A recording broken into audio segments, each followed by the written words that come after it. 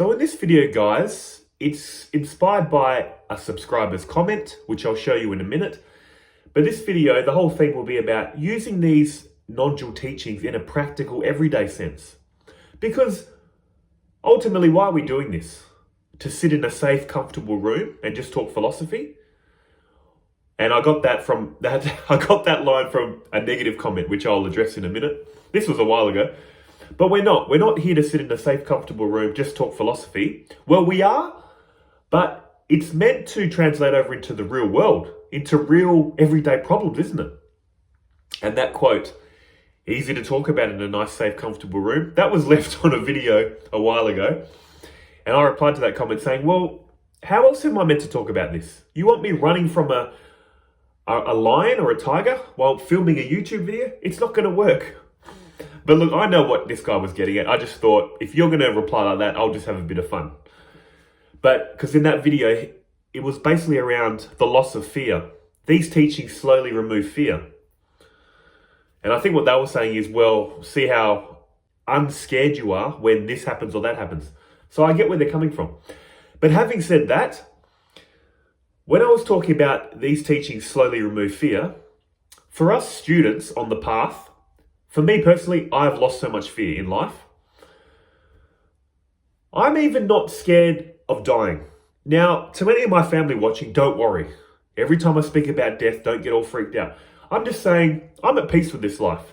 The only thing I do fear though is if I was to go early, concerned about my loved ones. But me personally, I feel like I've done what is needed to be achieved in this life. I've found inner peace. I'm totally content. But here's what really advanced monks or people that are into these teachings at a highly advanced level do. I remember hearing the story of this monk where he would feel his pulse while going, just say near a wild animal, I think, like a tiger or something, to see if his pulse increased. The reason he was doing this was to see how much of a loss of fear does he have. You might be thinking this is crazy, but this is the level some people are getting to. They're trying to test there's another word for enlightenment in Advaita, fearlessness. They're trying to see how much fear they still have. Because the mindset of an enlightened person, as I understand it, is whether the body drops away today or lives another 40 years, it doesn't matter. They're totally content. They feel one with all reality. What is there to be gained or lost? I also heard this story of a monk. I think it was a Zen monk. He was about to be decapitated. And I think they asked him, are you scared or whatever? And he was basically saying, why would I be scared? I'm living through this body and I'm living through all your bodies. Something like that. And don't even ask me why he was about to be decapitated. This was so long ago. But that's the sense. That's how the enlightened view this reality. What death? What birth? They're one with all reality. Fear of death is gone. Complete contentment and inner peace. So that's where we're all slowly trying to strive towards, if you want the full benefits of these teachings. But yeah, I just thought I'd mention that. But this comment, I'll leave it here. I'll check it on my trusty iPhone 8. They're basically saying, could you make a video of situations where spirituality, non-duality has helped you in your life while facing difficult times? I'm not asking you to get vulnerable, but examples of real life could help us understand it better. Thank you. Beautiful question. You guys, I've said this before, you guys make this channel. I have on my phone a notepad full of ideas for videos, but every time you guys give me these great questions, I jump the queue and put your questions in. Because otherwise, why are we doing this? I love talking about this, but if you guys have genuine questions, I love giving genuine answers to the best of my ability. So good stuff. So how do we use these teachings in a practical, everyday sense? And look, I don't know if I'm going to get into my personal examples because I know I've got family watching and stuff, so I want to keep it all mysterious. But let's talk about it in general everyday life. Your true self, according to Advaita, has no problems. And you'll probably be thinking, dude, I have so many problems. You don't know the list of problems I've got. But hear me out. Well, hear these teachings out. Everything that causes us a problem in this reality is known to us.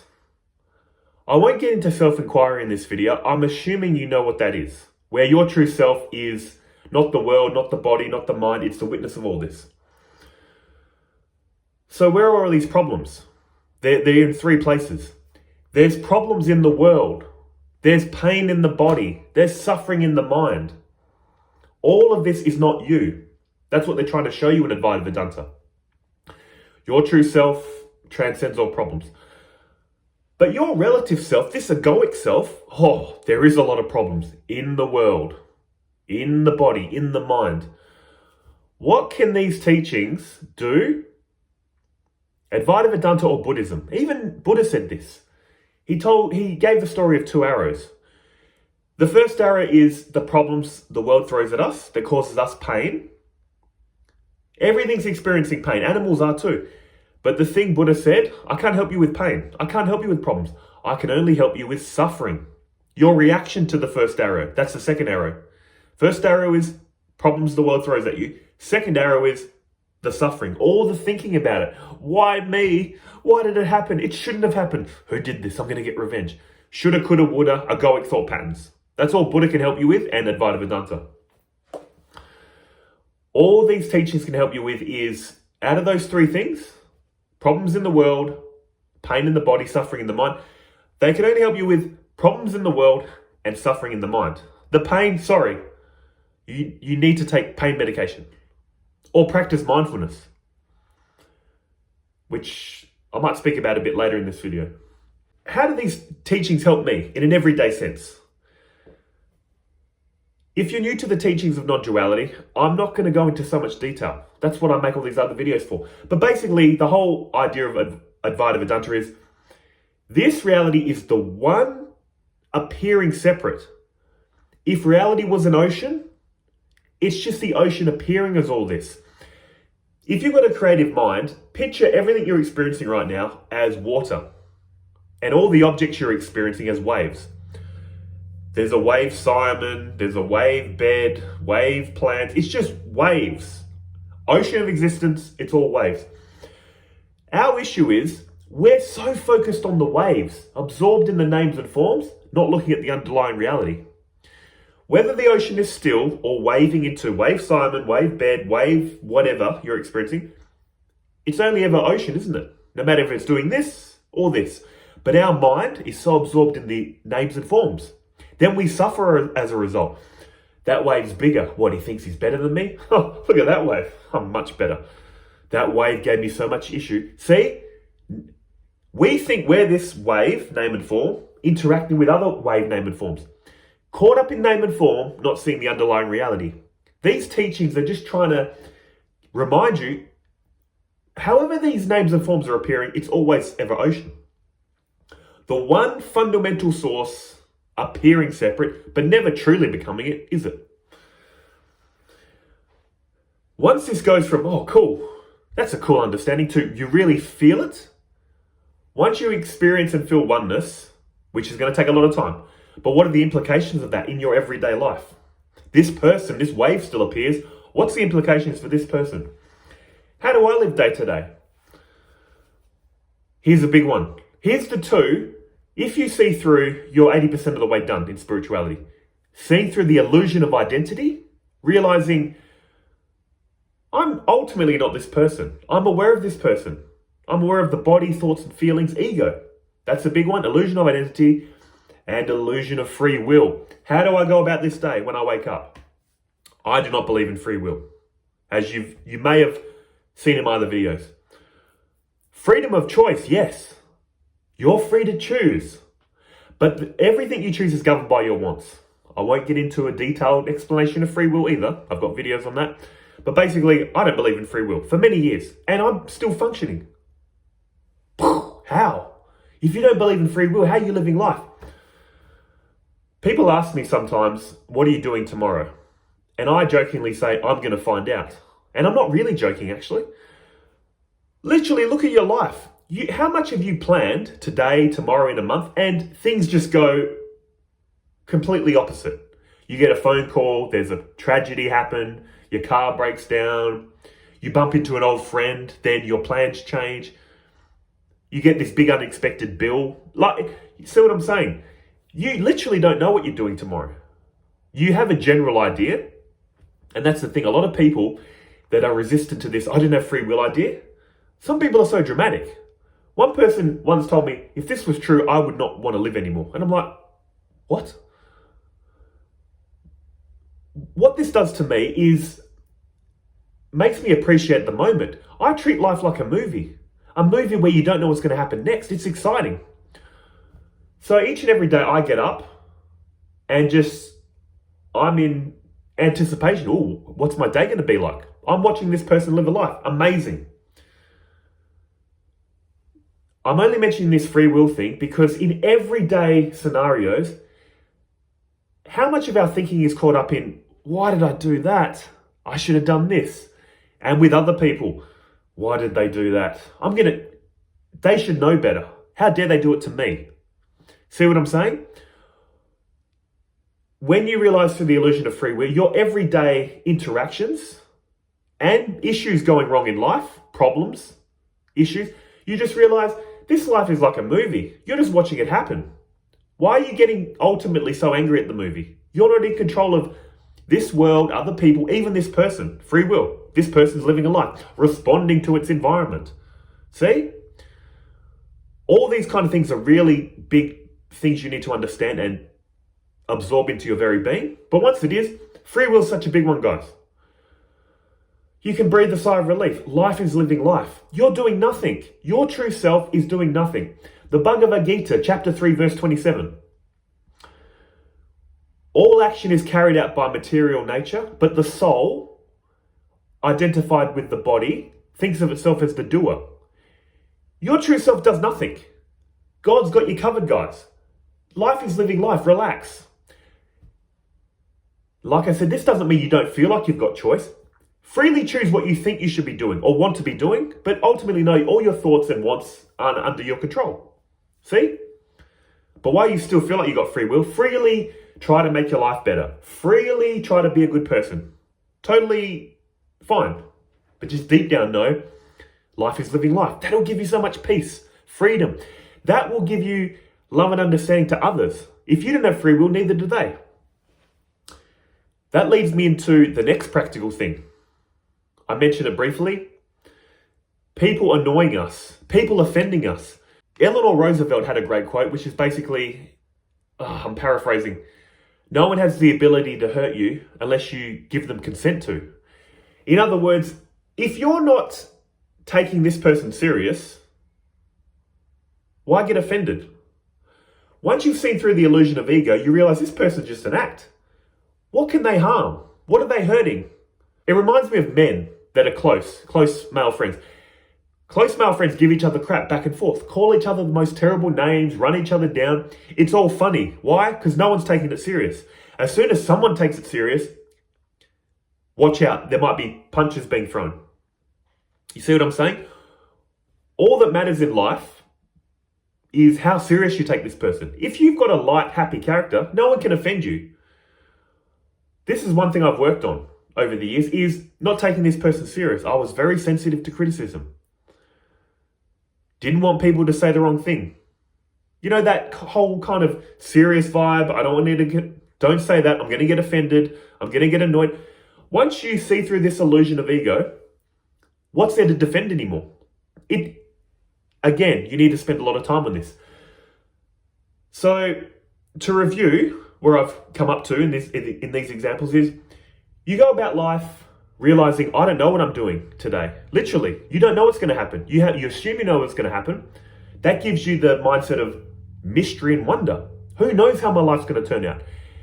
Have you ever found yourself thinking, if you asked me 5-10 years ago, I never would have thought I would be here doing this or saying this? We've all had that kind of thought. Literally every day, we don't know what we're going to do. In everyday sense, when you realize you don't have free will, what does it do to your everyday life? Gives you that feeling of mystery, wonder, not knowing what's going to happen next. Also knowing I cannot control ultimately anyone or anything or this person. So that gives you a sense of relief. Also, when these people that you can't control are annoying, irritating to you, you can laugh it off if they're criticizing you. Again, a sense of peace and happiness. So that's what it does to the world. The world that's annoying, the world that you can't change. It makes you feel like I'm just an actor playing a role. Lighten up a bit. Have a bit of fun. I'm an actor, they're an actor. My role is to play this, their role is to play that. They're the antagonist to my life. It's funny. It makes it so much funnier. Also, these teachings of oneness, like I was talking about, when it literally dawns on you what they're saying, it's the one source appearing separate. The essence of you doesn't end here. It doesn't end. It's the fabric of all. Once that really clicks, you're like, oh my gosh, I'm only ever interacting with other versions of me. These people are a reflection to me. It takes you from feeling I'm here and the world's there to you're hugging all reality or it's hugging you. You feel non-separation because there is no separation. You feel it. All that's left to do at that point is operate from the root of love. Love, understanding, compassion, non-judgment, acceptance. Because you've clearly seen through the illusion of identity and free will, you've seen oneness. These people that are annoying you, that are doing the wrong thing, you can clearly see it. They're just not seeing reality correctly. Their true self is your true self, but they've just been covered with egoic thought patterns, like you used to be. Once you've removed all your egoic thought patterns, you've seen clearly. If they can't, why react to them? They can't help it. So be an example of these teachings. Once you've got this knowledge, be an instrument of love, understanding, compassion. Live these teachings. Why not? Why would you act any different? What are you defending? Why are you getting angry? What is there to be gained? You're one with all reality. So just pour out love. Be an example. Inspire others. So that's how I deal with everyday life. Everyday scenarios. That's the world. The first problem. What about the second problem? Pain? Look, guys, there's nothing we can do with pain. Pain is inevitable. Even the Buddha said this. What can you do? Here's one thing I do to lessen pain. If I'm going through pain, I like to lie down if possible and just focus on the sensations and remove the story, the suffering. What do we usually do? There's pain and then we have a story. Why am I feeling this? What's happening to me? This shouldn't happen to me. Drop the story, focus on the sensations. Pain is just sensations. Throbbing, tightness. I've done this with toothaches. You just zoom in on the feeling and it's just throbbing. It's just sensations. You just objectify it. What that does is it kind of slowly dulls the pain a lot. Because when we get caught up in thinking, what happens is we feel pain, we think about it, we think, I don't like this. Those thoughts trigger more pain, makes the pain stronger. Then that stronger pain triggers more thoughts. They bootstrap each other. So if you can at least get rid of the story, train yourself to drop the story and just put all your attention on the pain. Realize it's just a throbbing sensation or a sharp sensation. You know what I'm saying?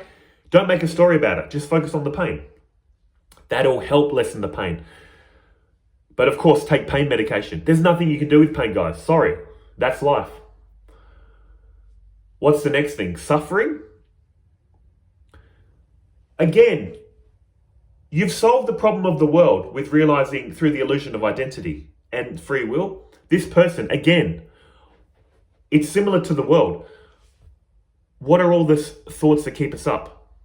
Shoulda, coulda, woulda. Why did I do this? Why didn't I do that? Why did they do that to me? Again, once you see through the illusion of identity and free will, all these egoic thoughts die down. Because what's there to think about? There's nothing to think about anymore. All you're left with is practical thoughts. There's a problem. Can I do anything about it? Yes. Then why worry? Or there's a problem. Can I do anything about it? No. Then why worry? If you can't do anything about it, what's there to think about? If you can do something about it, think about the solution. See? Your mind goes to very practical thinking. And it's funny, I remember in the Gospel of Sri Ramakrishna, he said something like, he couldn't stand being around people that just talk about the world so much. He's saying everyone's sitting around talking about the world, crying about the world, what they've lost, getting angry at the world. He's saying no one's ever sitting around talking about God. They're not crying for God, asking God, why haven't I seen you today? Why haven't I had a vision of you? Why don't I feel one with you? They're not getting angry that they haven't seen God, crying about God, talking about God. They're talking about the world. And when I first heard this, I thought, yeah, cool and all. But now I really understand why. Because this world is, look at it. It's not mystical or religious. It's logic. It's constantly changing, constantly slipping through our fingers. We're sitting around complaining about things that can't be changed, complaining about how things are changing when that's the nature of reality. Constant discussions of the world, constant annoyance at the world, things that are coming and going, that are slipping through our fingers. That's nature is to change. God's nature, your true self's nature, is unchanging, stable. Everything you're seeking in the world is what you are at your core. That's why Sri Ramakrishna said, I can't hang around these people constantly talking about the world because it's a waste of time. I didn't get what he was saying, but now I do. Now, I'm no Sri Ramakrishna. I do love to have a little bit of a chat about the world. Sometimes I need a break from all this spiritual stuff. So I do love it. I still get involved in the world. But I can really see what he's saying. So I'm just going to wind down this video, guys. And look, I didn't give any concrete examples for my life, like the comment asked. But what I'm trying to show you is, once you've got this non-dual understanding, how do you apply it in everyday life? Just to review. When you've lost the idea of free will, you're going to view this life like a movie. It's an adventure. You don't know what's going to happen next. Life is just going to be living life as it always has. You're going to realize, I can't control the world. I can't control people. I can't control this person. This person can freely make choices, of course, but they're limited to this person's wants. So that solves that big problem, which is the feeling of, am I doing the right thing, wrong thing? What happens if I make the wrong decision? If you make the wrong decision, that was meant to happen. Don't worry. Just accept it. Flow with life. That's what solves that issue with life. What about your pain? Be mindful of the pain. Whenever you have pain, strip away the story, focus in on the pain. That will lessen the pain to a big degree. What about your thoughts, your suffering? Again, all this will die down when you realize, I can't control the world, people. Once I see through the illusion of identity, I'm not going to take myself serious. Again, problems in the world and the mind will die down. All you're left with is pain. All you're left with is watching this miracle of life and pain management. And that feeling of literal oneness, it's the same fabric. Like it's the one ocean appearing separate. It's the same fabric.